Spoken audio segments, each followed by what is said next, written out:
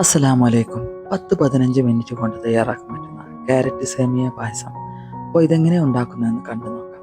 ഇതിനായിട്ട് 2 ക്യാരറ്റാണ് ഞാൻ ഇവിടെ എടുത്തിട്ടുള്ളത്. ഇത് നല്ലപോലെ വൃത്തിയാക്കിയതിന് ശേഷം കുക്കറിലിട്ട് 2-3 വിസിൽ വരുന്നത് വരെ ഒന്ന് വേവിക്കുക. ഈ ക്യാരറ്റ് നല്ലപോലെ ചൂടാറിയതിന് ശേഷം ഇതൊരു മിക്സിയുടെ ജാറിലേക്ക് ഇട്ട് അല്പം പാലൊഴിച്ച് ഇതൊന്ന് നല്ലപോലെ അരച്ചെടുക്കുക. ഇതൊരു സൈഡിലേക്കായിട്ട് മാറ്റി. ഇനി നമുക്ക് പായസം തയ്യാറാക്കാം. അതിനായിട്ട് ഒരു പാനിലേക്ക് അല്പം നെയ്യ് ഒഴിച്ചു കൊടുക്കുക. ഈ നെയ്യിലേക്ക് അല്പം അണ്ടിപ്പരിപ്പ് മുന്തിരി ഇട്ടിട്ട് ഇതൊന്ന് വറുത്ത് കോരി മാറ്റുക. ഈ നെയ്യിലേക്ക് 1/4 കപ്പ് തിന്നായിട്ടുള്ള സേമിയനാണ് ഞാൻ ഇട്ട് കൊടുക്കുന്നത്. ഈ നെയ്യിലിട്ട് വെർമിസലി നല്ലപോലെ ഒന്ന് റോസ്റ്റ് ചെയ്തെടുക്കുക. നല്ലപോലെ റോസ്റ്റ് ആയ മണം വന്നു തുടങ്ങിയാൽ ഇതിലേക്കായിട്ട് ഒരു പാക്കറ്റ് പാലൊഴിച്ചു കൊടുക്കുക. നല്ലപോലെ ഒന്ന് ഇളക്കി യോജിപ്പിക്കുക. വളരെ തിന്നായിട്ടുള്ള സേമിയ ആയതുകൊണ്ട് തന്നെ 5 മിനിറ്റ് ആകുമ്പോഴേക്കും ഇതിന്റെ വേവായിട്ടുണ്ടാവും. ഇതിലേക്ക് മധുരത്തിന് ആവശ്യമായ 3 ടേബിൾ സ്പൂൺ പഞ്ചസാരയാണ് ഞാൻ ചേർത്ത് കൊടുക്കുന്നത്. നല്ലപോലെ ഒന്ന് ഇളക്കി യോജിപ്പിക്കുക.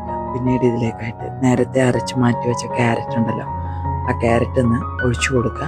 അല്പം വെള്ളം കൂടി ഒന്ന് ഒഴിച്ചു കൊടുക്കുക. നല്ലപോലെ ഒന്ന് ഇളക്കി യോജിപ്പിക്കുക. പിന്നെ ഇതിലേക്കായിട്ട് 1/2 ടീൻ കണ്ടൻസ്ഡ് മിൽക്ക് ഒഴിച്ചു കൊടുക്കുക. നല്ലപോലെ തന്നെ ഒന്ന് ഇളക്കി യോജിപ്പിക്കുക. ഇതിനൊന്ന് തിളക്കാനായിട്ട് വെക്കാട്ടോ. നല്ലപോലെ ഒന്ന് തിളച്ചു കഴിഞ്ഞാൽ ഇതിലേക്കായിട്ട് നേരത്തെ ഫ്രൈ ചെയ്തെടുത്ത അണ്ടിപ്പരിപ്പ് മുന്തിരി ഉണ്ടല്ലോ, അതിട്ട് കൊടുക്കുക. പിന്നീട് ഫ്ലെയിം ഓഫ് ചെയ്യാം.